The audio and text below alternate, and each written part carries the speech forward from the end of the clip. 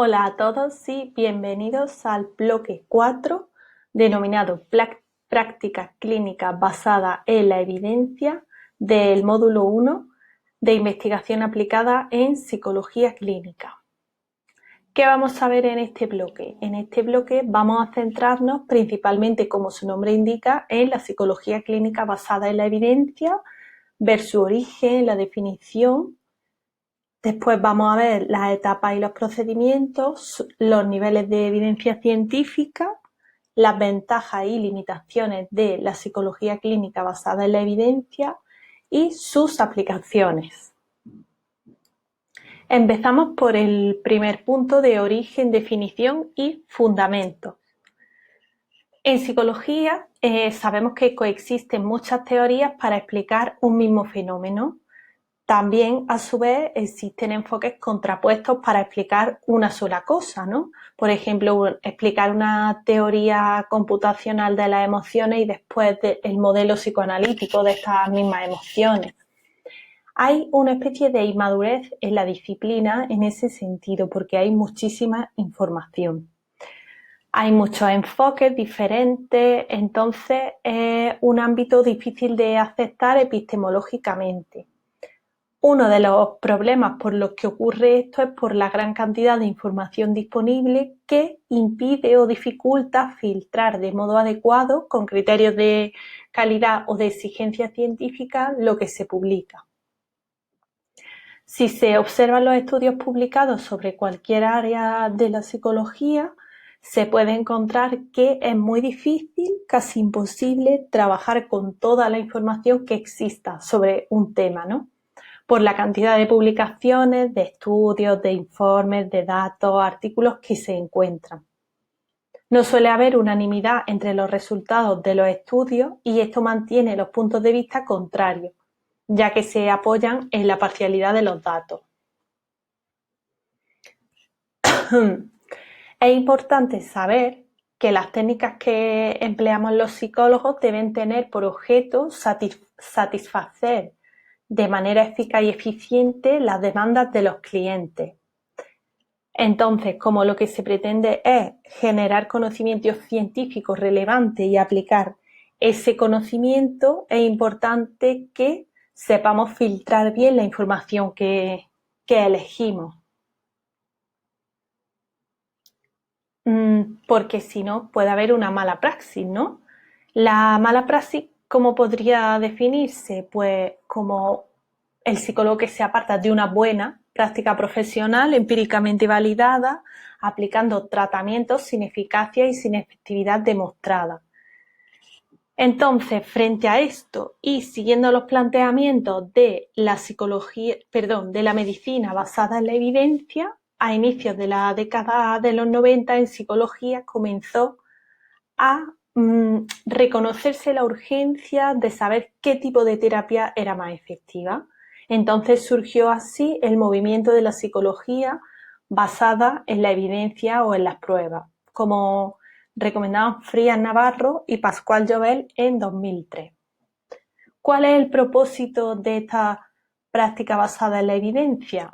Pues, de acuerdo con la APA, el propósito de este movimiento es promover la práctica psicológica efectiva, mejorar la salud pública en general. ¿Cómo? ¿Cómo se puede mejorar esta práctica y la salud pública? Pues mediante la aplicación de principios soportados empíricamente en todos los aspectos involucrados en la intervención psicológica, es decir, en la evaluación y diagnóstico, en la prevención, tratamiento, psicoterapia y asesoramiento psicológico, aplicada en diferentes contextos y para la amplia variedad de problemas que abordamos los psicólogos. Los profesionales de la psicología clínica así tendrán un mejor criterio para tomar decisiones terapéuticas para favorecer la efectividad de un proceso psicológico, como es el incremento de bienestar y la calidad de vida de los pacientes. ¿Qué es la práctica clínica basada en la evidencia? Pues podría definirse como una aproximación coherente a la toma de decisiones clínicas aplicando el método científico para definir el tratamiento óptimo del paciente. Como ya sabemos, la psicología es una ciencia y ha costado mucho llegar a demostrar que es una ciencia y tenemos que seguir manteniendo esa lucha y demostrarlo con hechos. Por eso esto es tan importante. Entonces, se busca la mayor calidad en la atención individualizada del paciente y permite analizar la evidencia sobre el diagnóstico o la etiología. Estas prácticas psicológicas basadas en la evidencia promueven la efectividad en las intervenciones psicológicas, también en la atención de los usuarios y en diferentes ámbitos de aplicación, por ejemplo, en hospitales, en clínicas, en escuelas, instituciones de salud pública, a partir del empleo de principios apoyados por datos empíricos, cuya finalidad es mejorar la atención en salud pública y en otros ámbitos de aplicación de la psicología. Como decimos, siempre es por buscar la mejora. El tema 2, que se centra en las etapas y procedimientos de esta práctica, podemos ver las etapas y cuando se analizan estas etapas se deben distinguir las diferentes maneras en que los clínicos incorporan la evidencia a su práctica clínica, ¿no? Que sería valorando críticamente la fuente original, utilizando evidencias que previamente, por supuesto, han evaluado fuentes fiables y basándose en fuentes actuales de ostensible calidad y autoridad. Por lo tanto, las etapas son las siguientes. Se formulan preguntas clínicas, se realiza la búsqueda, una lectura crítica, aplicación a la práctica clínica y autoevaluación. Es importante que cada etapa se cumpla, ¿no? Para que así este método quede totalmente evidenciado. Por ejemplo, en la lectura crítica, sobre lo encontrado hay que valorar críticamente la evidencia para juzgar su validez, su impacto y su aplicabilidad. ¿De acuerdo?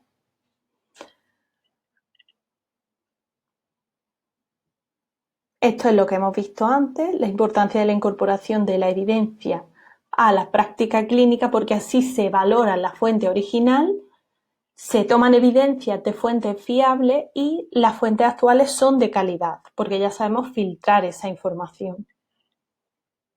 Pasamos al tema 3, niveles de evidencia científica. ¿Qué son los niveles de evidencia científica? Pues el grado de rigor científico que tiene un determinado estudio, siendo sus resultados más o menos fiables y contrastados y habiéndose analizado sistemáticamente sus implicaciones. Vale, y decimos, ¿y cómo podemos saber esto? ¿Qué permite determinar estos niveles de evidencia? Pues cómo se han obtenido los datos de ese estudio, si existe riesgo de malinterpretación, si se han revisado sistemáticamente los datos a través de medidas estadísticas de fiabilidad, etcétera. Esto va a permitir la actuación basándose en la evidencia disponible hasta el momento.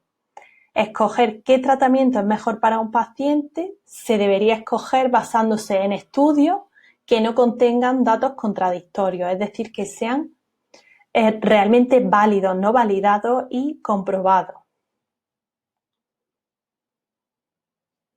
Para conocer el nivel de evidencia, conocer el nivel de evidencia nos puede servir para establecer grados de recomendación de diferentes terapias y tratamientos.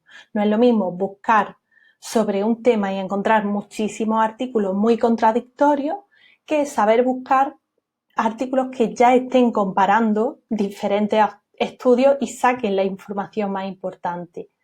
Entonces, para comprender los niveles de evidencia científica hay que conocer estos términos referentes al tipo de estudio que se están jerarquizando, que son actualmente las revisiones sistemáticas y los metaanálisis.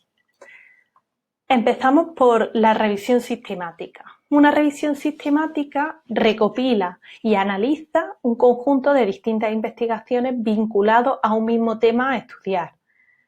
Se realiza un análisis sistemático de los ensayos primarios obtenidos y se valoran y contrastan esos datos que se obtienen.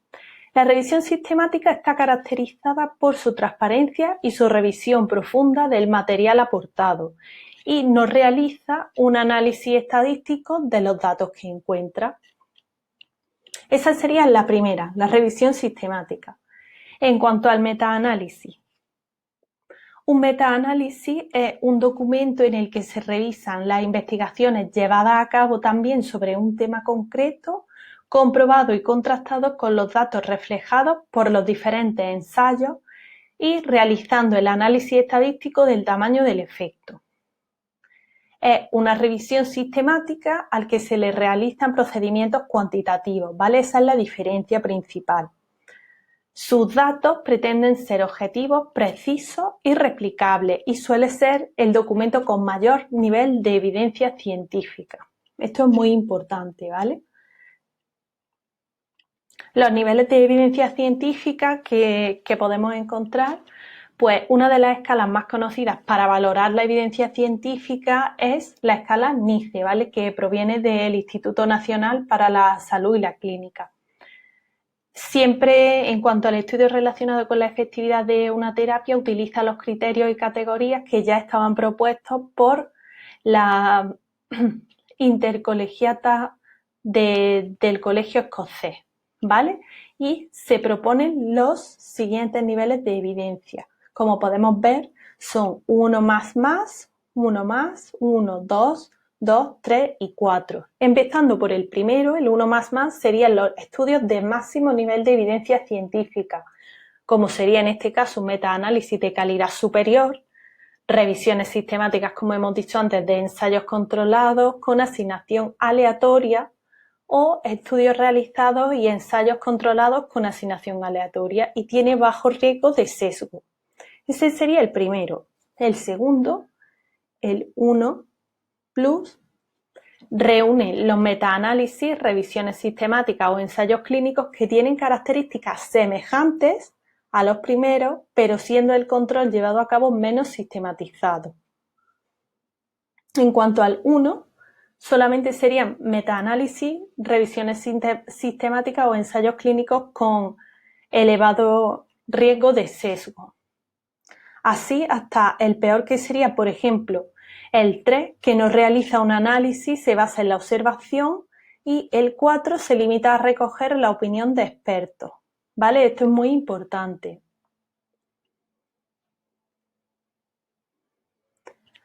Ventajas y limitaciones de la psicología práctica clínica basada en la evidencia. A ver, las nuevas tecnologías han hecho en los últimos tiempos que tengamos accesibilidad infinita a la información, ¿no? Sobre psicología o sobre cualquier tema. Entonces, esta práctica clínica muestra nuevas fuentes de información que filtran y evalúan la investigación original en función de su calidad. Esto supone avances en la calidad metodológica de artículos originales que deben ser la base para tomar decisiones clínicas. Entonces, ¿cuáles son las ventajas de esto? Pues que los pacientes acceden a prestaciones más eficaces, facilita la actualización de conocimientos por medio del método científico, aumenta la capacidad para utilizar fuentes de información bibliográfica y sus hábitos de lectura, es decir, ya no nos basamos en lo primero que encontremos, sino que nos molestamos más en buscar algo mejor, ¿no? Disminuye la variabilidad de la práctica clínica y reducimos el intrusismo. Al igual que ventajas, también tiene limitaciones. Sus limitaciones podrían ser el tiempo y entrenamiento para su aprendizaje, porque evidentemente no es fácil, la difícil sintetización de la evidencia, porque nosotros podemos encontrar artículos pero no saber bien cómo sintetizar o cómo saber cuál es el mejor, la reticencia a las últimas investigaciones, porque a veces creemos que pueden ser demasiado actuales, no estar demostradas, que todavía no hayan tenido mucho uso esa práctica y no saber sus resultados. Y que requiere mucho tiempo para realizarlo en la práctica habitual, exacto, requeriría mucho tiempo de lectura. Vayamos al último tema, sobre las aplicaciones de la práctica clínica basada en la evidencia. Esta práctica ofrece a la comunidad científica y académica como hemos podido ver, unos planteamientos generales que permiten establecer una ruta de formación que permita la integración entre la práctica clínica y la investigación en psicología. Un psicólogo clínico, como nosotros, debe contar con entrenamiento específico que garantice siempre su óptimo desempeño, considerando 3 grandes áreas, que son el área profesional, investigativa y administrativa. ¿Cuál es la importancia de la parte profesional? Pues que el psicólogo clínico sea capaz de trabajar de forma interdisciplinaria, tanto a nivel asistencial como en el desarrollo de estudios de investigación, desarrollando habilidades en evaluación, formulación, intervención. Puede también realizar psicoeducación a diferentes poblaciones acerca de los alcances y las limitaciones de procesos y procedimientos. También puede conocer y aplicar estrategias de medición, etcétera. Esa es la parte profesional, el área profesional.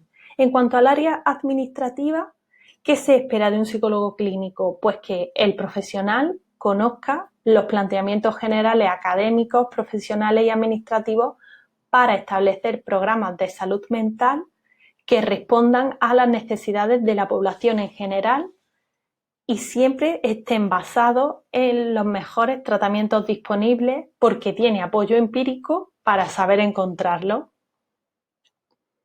En cuanto al área investigadora, se espera del psicólogo que cuente con diferentes escenarios que hagan que pueda aproximarse a la investigación. ¿Qué implica esto? Pues que se acerque a los fenómenos psicológicos al plantear una pregunta de investigación, identificar las variables para evaluar e intervenir, medir los efectos de sus intervenciones y divulgar los resultados que encuentre en sus investigaciones. También se espera que tenga la capacidad de establecer estrategias para garantizar la actualización, como sería el acceso a las bases de datos, la lectura de artículos y libros que revelen nuevos hallazgos, un entrenamiento especializado en estrategias y terapias particulares y supervisión de práctica clínica, para garantizar así la idoneidad en la prestación de los servicios. Esta es la parte investigadora. Y para